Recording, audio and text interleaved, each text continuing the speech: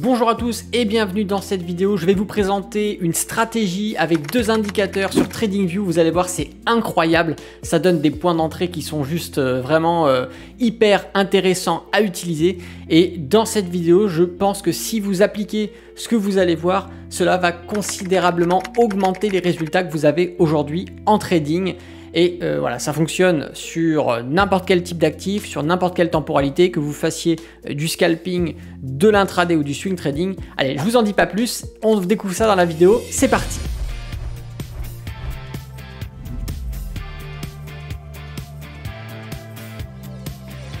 Bonjour à tous, c'est Alexandre, trader depuis 2012. Je suis également le fondateur de l'école Alex Trading. Et avant d'aller plus loin, n'oubliez pas de mettre un petit pouce sur cette vidéo si vous n'êtes pas abonné. Abonnez-vous à la chaîne YouTube et activez la cloche pour rester informé de toutes les prochaines sorties vidéo. Allez, je vous propose de passer sur les graphiques et de retrouver ensemble notre interface ici TradingView sur lequel nous allons ajouter des indicateurs techniques qui vont nous permettre de mettre en place cette stratégie. Alors dans l'exemple ici, nous sommes sur le Bitcoin en 15 minutes, mais cette stratégie et ces indicateurs techniques peuvent être utilisés sur n'importe quel autre actif et sur n'importe quelle autre temporalité, qu'on soit d'accord, parce que je vois que c'est des questions qui reviennent quand même assez régulièrement. Alors souvent, quand on a des mouvements comme ça, effectivement, on ne sait pas trop. Voilà, on voit qu'on a des opportunités, ça monte, ça baisse, mais c'est toujours très compliqué de se positionner, voilà, et de faire des achats et des ventes. Généralement, on rentre à l'intérieur des mouvements, on prend les mouvements qu'il y a dedans, mais c'est vrai que de prendre des mouvements entiers comme ça, ça reste assez rare. Mais il existe des stratégies aujourd'hui qui vont vous permettre de prendre des mouvements à peu près sur les plus hauts ou sur les plus bas. Et c'est ce qu'on va voir aujourd'hui avec une stratégie qui est mise en place, va vous permettre d'avoir des résultats assez intéressants. Alors pour commencer, je vous propose d'ajouter déjà un premier indicateur qui va être, hop, on va le mettre ici, et qui est le Machine Learning Adaptive Super Trend, voilà, de Algo Alpha. Je vous invite à aller voir, ils font de très bons indicateurs. Alors on ajoute du coup cet indicateur, hop, et ça nous l'ajoute sur le graphique.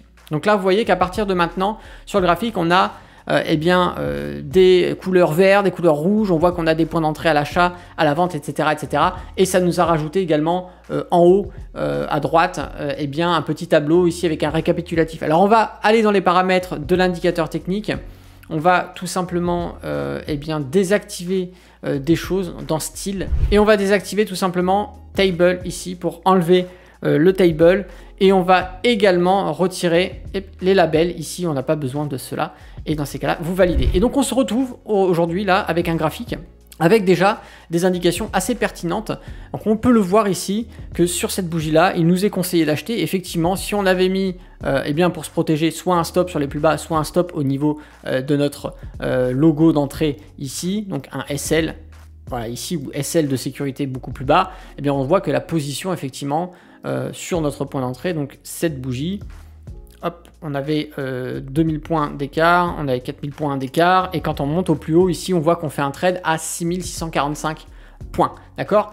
Donc ça, déjà, on se rend compte que les premières informations que l'on a avec cet indicateur technique, nous semblent plutôt convenables, même si on va se rendre compte après qu'il y a des endroits où effectivement on nous demande d'acheter et finalement ça plonge. On nous demande d'acheter et finalement ça plonge. On nous demande d'acheter et finalement ça plonge. Et on va voir comment est-ce qu'on peut, en ajoutant un deuxième indicateur technique, filtrer le premier indicateur technique et obtenir des signaux beaucoup plus pertinents. C'est-à-dire, nous, ce que l'on veut prendre, c'est des signaux comme cela et on veut essayer de rester au maximum à l'écart de ces faux signaux que l'on va avoir ici d'achat. Ça c'est du caca, on ne prend pas ce genre de signaux, on va plutôt prendre des signaux avec de bonnes probabilités. Et pour cela, il faut un filtre supplémentaire et on va donc rajouter un deuxième indicateur technique qui s'appelle le Ishimoku Oscillator et c'est l'indicateur technique de Lonesome the Blue que l'on va utiliser, c'est celui-là, voilà, The Lonesome the Blue, et on va donc l'ajouter à notre graphique. Et donc ici, c'est un oscillateur plus particulièrement qui va nous donner des indications très colorées, je vous l'avoue, mais vous allez voir que l'utilisation est assez simple. Et on va ici mettre en place quelque chose de très simpliste en trading, mais qui pourtant porte ses fruits, c'est la convergence de données, ou du moins la convergence rapprochée de données. C'est-à-dire que quand nous avons des indicateurs techniques qui vont soit en même temps nous dire achat-vente, ou alors avec quelques bougies d'écart, donner la même indication, on va donner de la légitimité à ce signal et rentrer en position. Et on va regarder déjà ici, tout simplement sur le premier point, eh bien on se rend compte que notre oscillateur nous donne une indication. Déjà on voit qu'ici c'est complètement vert, donc ça veut dire qu'on est dans une trend haussière, et effectivement quand on regarde ici, on est bien dans cette trend haussière, ça grimpe bien. Donc là on se rend compte que la couleur verte nous indique une trend haussière, et au contraire une couleur rouge ici va nous indiquer eh bien, effectivement une trend plutôt baissière. Okay, donc la première chose dans cette stratégie, ça va être avec notre premier indicateur technique de chercher un signal d'achat. À partir de ce moment-là, si on a un signal d'achat ici, on va regarder sur notre oscillateur si on a un signal d'achat qui apparaît en même temps, qui va apparaître juste après ou qui est apparu un peu juste avant.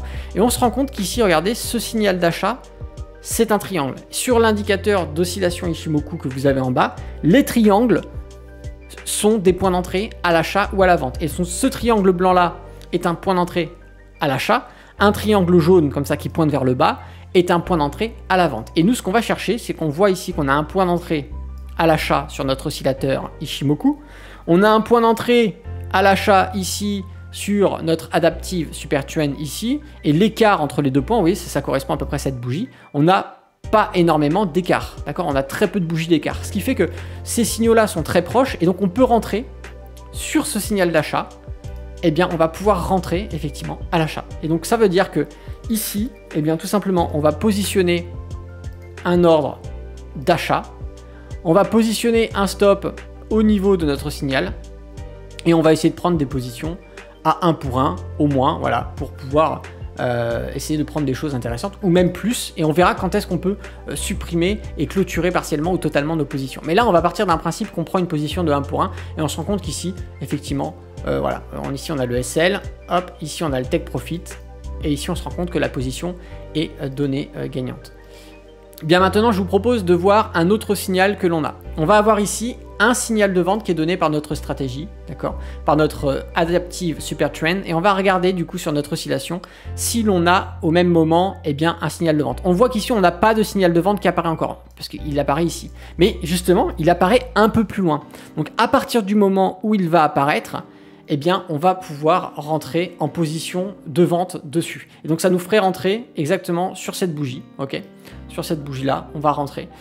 Et ça nous fait prendre un petit mouvement. Vous voyez, par contre, ici, la qualité est pas ouf parce qu'on remonte assez rapidement. Donc, on vient pas chercher le stop loss. Mais on a du moins, quand même, par la suite, un mouvement baissier de presque 700 points qui va s'enclencher. Donc ici, effectivement, avec une stratégie de clôture partielle de position, on verra comment est-ce que l'on peut faire, eh bien vous pouvez quand même récupérer des bénéfices et clôturer partiellement ou totalement votre position à un moment donné avant le retournement. Donc déjà, on se rend compte que grâce à ce filtre, on va avoir eh bien, des positions qui effectivement vont enclencher à un moment donné un mouvement dans le sens, soit dans le sens haussier, soit dans le sens baissier, et dans le sens dans lequel on ouvre en réalité une position.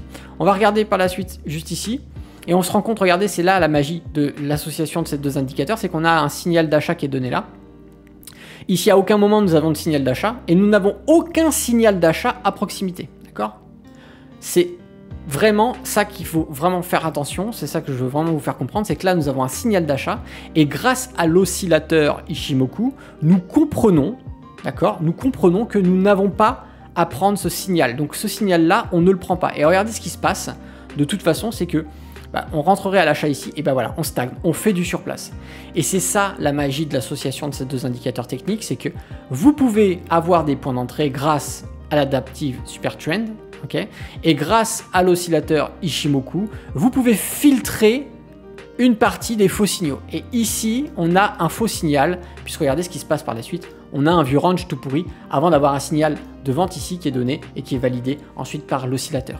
Et ça, c'est quelque chose sur lequel j'insiste vraiment, c'est que le travail avec ces deux indicateurs techniques peuvent vous donner lieu à des mouvements intéressants. Et regardez juste avant ce qui se passe, on a un signal de vente donné par notre indicateur technique. On regarde l'oscillateur Ishimoku à proximité, regardez, on a presque au même moment un signal de vente donné sur l'oscillateur, et regardez ce qui s'ensuit à la suite. De toute façon, le signal de vente est donné sur cette bougie-là, et on se rend compte, eh bien, tout simplement qu'on a un mouvement baissier qui s'enclenche. Et si je rajoute, regardez, mon point d'entrée de position avec mon stop loss au-dessus du signal de vente et je vais chercher une position de 1 pour 1. Hop, on est à 1 pour 1. Ici exactement, voilà. Eh bien, on se rend compte que le stop loss n'est pas touché et que l'objectif ici, le TP, est bien touché. D'accord ? Donc là, on a une position de plus qui est pertinente. D'ailleurs, aussitôt on prend position, aussitôt on se rend compte que la position, elle baisse assez fortement. Et c'est grâce à l'association, encore une fois, de l'adaptive Super Trend et de l'oscillateur Ishimoku que l'on a une position qui est assez facile d'accès en réalité. On va regarder ici, encore une fois, on a un signal d'achat. On se rend compte cependant que l'on a bien un signal d'achat ici. Et cependant, par contre ici, regardez, voilà, on va stagner un peu avant d'avoir une légère montée. Voilà. Donc là, ici, effectivement, on n'est pas sur une position où on va perdre, mais on n'est pas non plus sur une position où on va gagner énormément, on va faire un peu de surplace. Donc bien évidemment, vous ne pourrez jamais filtrer à 100% les faux signaux, ça n'existe pas. Mais par contre, vous pourrez quand même fortement les réduire grâce à l'association de ces deux indicateurs techniques. On va faire deux autres trades, hop, que l'on va analyser. Ensuite, je vous montrerai comment est-ce que grâce à l'association de ces deux indicateurs techniques, vous pouvez également avoir des points de clôture partielle ou de clôture totale. Mais avant cela, on va regarder les deux dernières positions. Ici, signal de vente, on se rend compte qu'à proximité, un signal de vente apparaît. Et qu'est-ce que l'on a par la suite? On a effectivement, encore une fois, un mouvement baissier qui s'enclenche.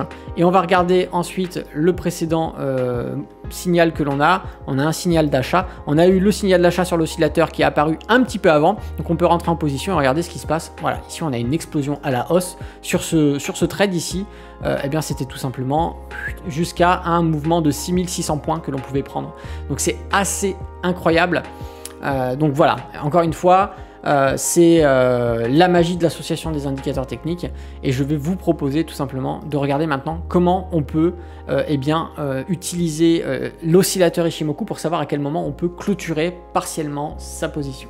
Et bien pour cela, je vais vous montrer simplement sur notre dernier signal que l'on a eu ici, qui est un signal d'achat. Rappelez-vous, on a à proximité effectivement de notre position un signal d'achat donné par l'oscillateur. Donc vous savez que sur cette bougie-là, on rentre à l'achat. Mais maintenant, à quel moment est-ce que je peux clôturer? Est-ce que je prends le mouvement le plus long que je peux? Est-ce que je vais clôturer sur d'autres indications? Eh bien, je vais vous donner ici l'information. Vous voyez que sur l'oscillateur, vous avez des petites croix qui apparaissent, toutes petites croix. Et ici, ce sont des données sur lesquelles vous pouvez faire des clôtures partielles ou des clôtures totales. Et donc, ça voudrait dire que ici, voilà, on a potentiellement une clôture partielle à effectuer ici. On a potentiellement une clôture partielle à effectuer ici. On a potentiellement une clôture partielle à effectuer ici et ici également. Et vous allez avoir des fois... je vais vous montrer ça sur le trade juste avant, vraiment une croix qui va vous faire comprendre qu'il vaut mieux clôturer totalement sa position. Bien, ici on a une vente, encore une fois vous avez bien compris, ici on a une vente qui apparaît, donc ça voulait dire qu'on rentrerait en position sur cette bougie là, ok.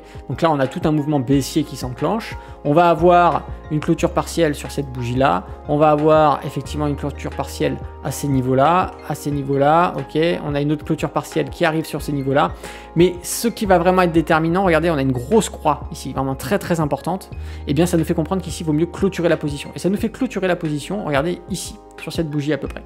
Et bien là c'est magique parce que avant d'avoir notre signal d'achat, et bien on a encore tout ce mouvement haussier là, et là ça vous protège d'une dévalorisation de votre position, c'est que de prendre en compte les indications de clôture partielle ou de clôture totale, ça peut vous aiguiller en tant que trader pour savoir comment se comporte la position. Voilà, si jamais vous avez un doute, vous avez pris un trade, ça part bien, ça monte et que vous savez pas vraiment trop à quel moment clôturer, et bien ces indications de clôture partielle sur l'oscillateur Ishimoku va pouvoir vous donner des indications sur quand je peux commencer à récupérer mes profits ou clôturer totalement la position. Encore une fois, je veux vous faire savoir que cette stratégie que je viens de vous présenter est toujours à appliquer dans le respect des bases fondamentales en trading. Il n'y a rien de magique. On peut réduire les faux signaux, mais on ne pourra jamais les enlever à 100%. C'est pourquoi, même si vous tradez avec des stratégies qui vous semblent pertinentes, vous devez toujours le faire dans le respect d'un money management responsable. Et si le trading vous intéresse, en haut à droite s'ouvre une petite fiche. Vous avez également le lien dans la description. Il s'agit d'une formation offerte qui va vous permettre d'apprendre les bases en bourse. et voir comment est-ce qu'un trader fait pour lire les graphiques, pour rentrer en position, pour comprendre quand est-ce qu'on achète, qu'on vend, comment utiliser les probabilités pour les mettre de son côté afin d'optimiser la performance de vos trades. Voilà, on voit tout ça dans cette vidéo. Et si vous souhaitez rejoindre l'école Alex Trading, n'hésitez pas, là encore vous avez le lien dans la description. Si cette vidéo vous a plu, n'oubliez pas de mettre un petit pouce. Si vous n'êtes pas abonné à la chaîne YouTube, eh bien abonnez-vous, activez la cloche et faites-moi savoir en commentaire ce que vous pensez de cette stratégie. L'avez-vous utilisée, l'avez-vous personnalisée? Je vous recommande d'ailleurs grandement de la personnaliser, de la modifier, de rajouter pourquoi pas d'autres indicateurs techniques afin d'améliorer la pertinence des signaux. Voilà, c'était Alexandre, le trader indépendant. Je vous dis à bientôt dans une prochaine vidéo et d'ici là, tradez bien sur les marchés financiers. Ciao.